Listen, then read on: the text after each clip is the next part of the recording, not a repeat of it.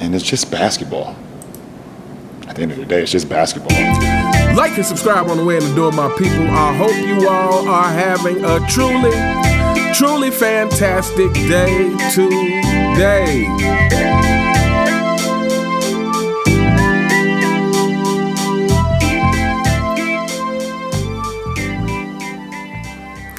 Welcome back to Fanboy Fridays, my people. Fanboys, we hope your day is going terrible.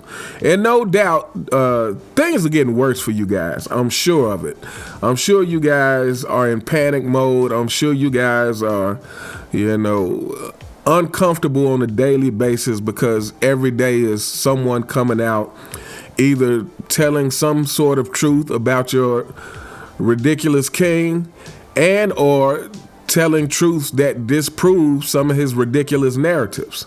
And so one of the narratives that has been pushed seemingly out of nowhere, but we already know where it comes from. It comes from Unclutched Sports and mainstream media's attempt to take Kobe Bryant out of the GOAT conversation, attempt to leapfrog LeBron James next to Michael Jordan.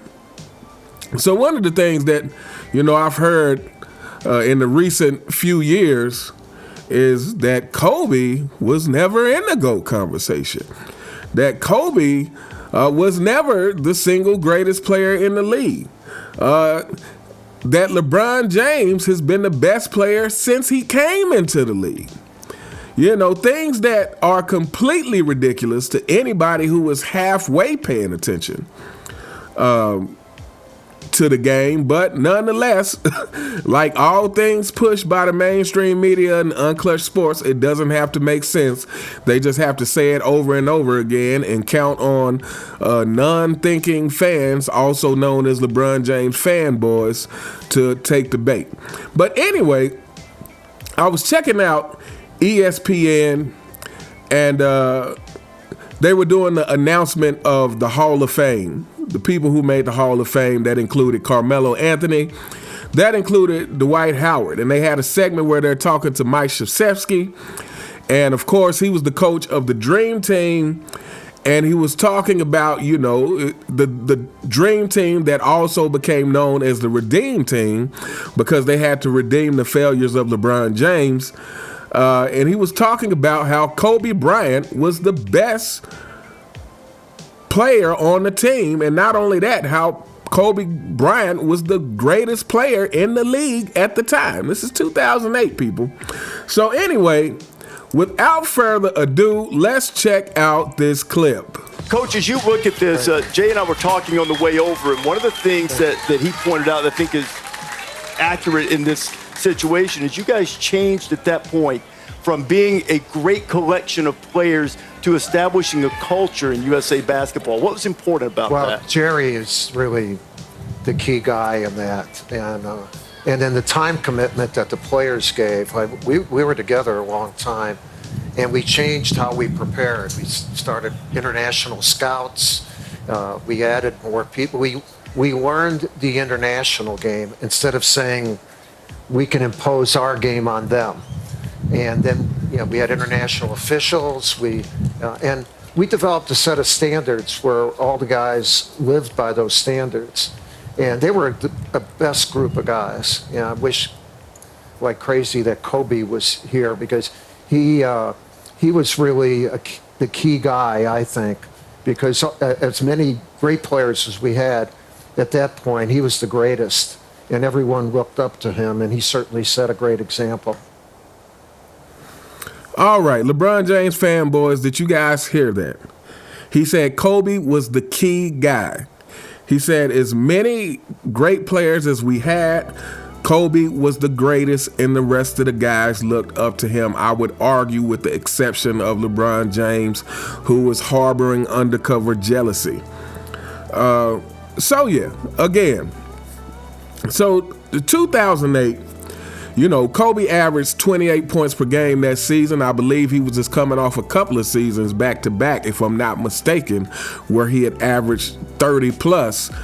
And So yeah, to me, this right here disproves that, which again, people who know basketball know that this is the case anyway, but this disproves this myth that you see people like Kendrick Perkins and other people trying to push, that somehow Kobe was never the greatest player in the league, that LeBron has been the greatest player since he stepped into the league.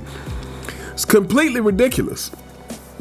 And so, first of all, at that point, Kobe was a 3-time champion already. LeBron James had no championships. He had a chance to get championships, but he was unable to get it done. Again, you can't bring up the Shaq thing with Kobe without acknowledging all the help that LeBron James has had. And again, the thing is that coming off the 2008 season, the very next season, it was when Kobe started the first of what would be a two-peat, with him being the sole guy carrying the team, with him being the guy, without having a Shaq on his team. And here's the thing about that. Kobe was able to two-peat, whereas it took LeBron, fanboy, sit down for this. Kobe was able to two-peat with Pau Gasol. It took LeBron James forming a super team to get one two-peat.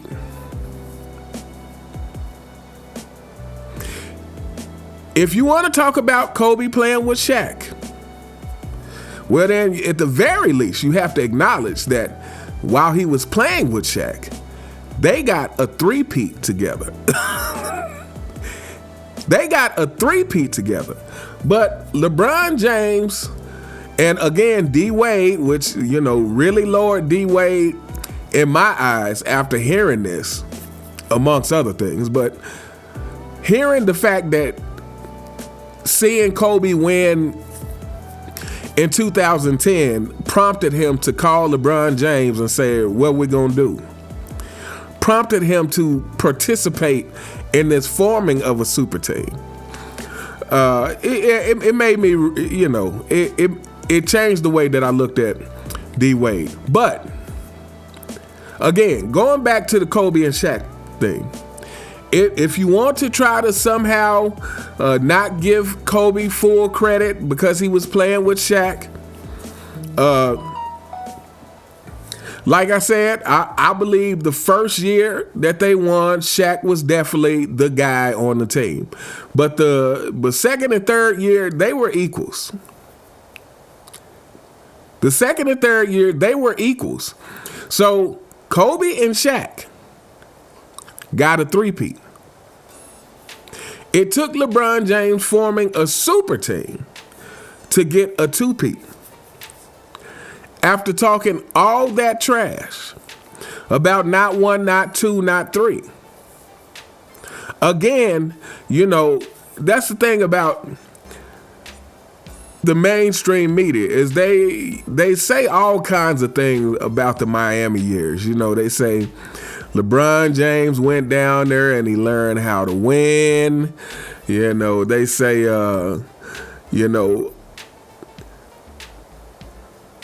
They talk about the Miami years as if it wasn't a failure. The Miami years was a failure based on the talent that was on that team.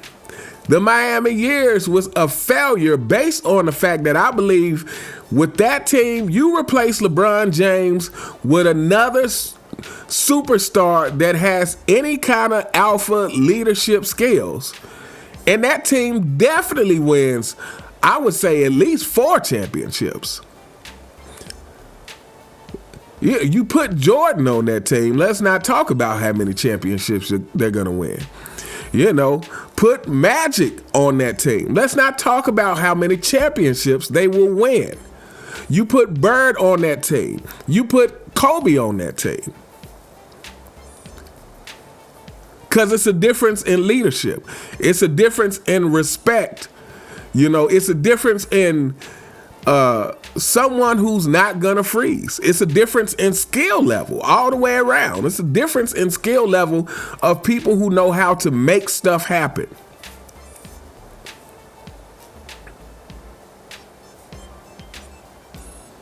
So yeah, this is not a long video, but I just, to hear Mike Krzyzewski say that in a definitive way, that Kobe was the key guy. Because Kobe was the greatest player at the time. Because everybody looked up to Kobe on the team. And again, this is something that it didn't take rocket science to know. You just had to not be a fanboy. You just had to be not be someone who's willfully delusional. You just had to be someone who just was looking at what was going on at the time to understand, especially after Kobe won the two-peat. The talk was really heated then about him passing Michael Jordan. I know this myself because, like I said, I wasn't a Kobe fan from the beginning. I learned to like Kobe over time after seeing the work ethic, after seeing how relentless he was, after seeing what a killer he was. And it got to the point where I had to give him his respect. I had to give him his props. But when he first came into the league, I just was like, who is this guy trying to imitate Jordan? Who is this kid trying to imitate Jordan? I wasn't on board with it. But like I said, to me, when you are doing things in the right way, you can't help but win people over. Even though you might not like him in a sense of, like, I don't like him because he's a threat to my team. You have to give him their respect because you got to be like, man, this guy works hard. He's getting better every year. It's like, well, what can you say about the guy?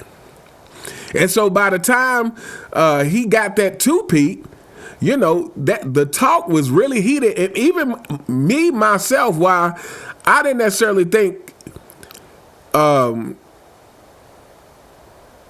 he would ever pass Jordan for me, I definitely thought he was worthy of the conversation being had.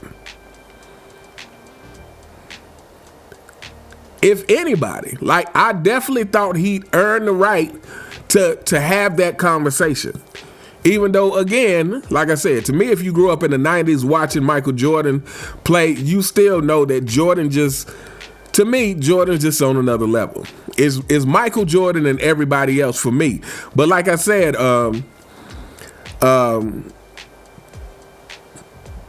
seeing what Kobe did those back-to-back years, it really made my respect level for him go up another notch. And I'm going to end the video, but I just want to say this. To me, this just reiterates the fact it's like LeBron James is the problem in terms of not being respected. Like, LeBron James is the only player, the only superstar I can think of that I like less and less over the years. Like I said, I started off neutral. I didn't know who the kid was. I just knew it was a lot of hype around him.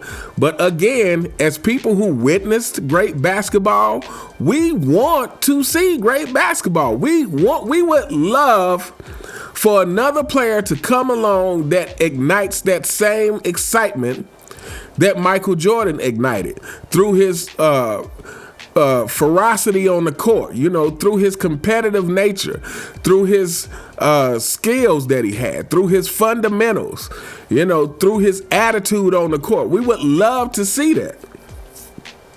But LeBron James is the only player that, like, over time, you have less and less respect for the guy. Again, other stars, you wind up gaining more and more respect for them. Even if you don't like them in the beginning, if you see that they are a competitor and they put in the work, again, even if they're a threat to whoever your favorite team may be, you still respect them. The same way that Michael Jordan was respected in every arena he went to. It's like these people knew he was like the biggest obstacle to their city winning. But he got that respect because how can you deny it? How can you deny someone who has put in that much work and passion into being the greatest? So the reason LeBron James doesn't get the respect is because he has not earned it from the people. He hasn't done that. When people look at LeBron James, they don't see the guy who just put in the work year after year. They see the guy who's like taking every opportunity to take every shortcut available.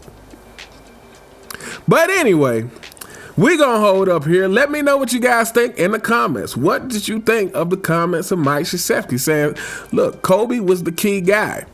You know, and I would argue, you know, he talked about they had to change the culture of the team. I would argue that Kobe was the biggest part of that change. Bringing on somebody who had that fierce competitor mindset like a Kobe Bryant was the biggest change to the culture, was the biggest change to them, to everybody on the team understanding that this is not a game, this is serious. But anyway, let me know what you guys think in the comments. You all have a truly fantastic day, and I'll see you next time. All right.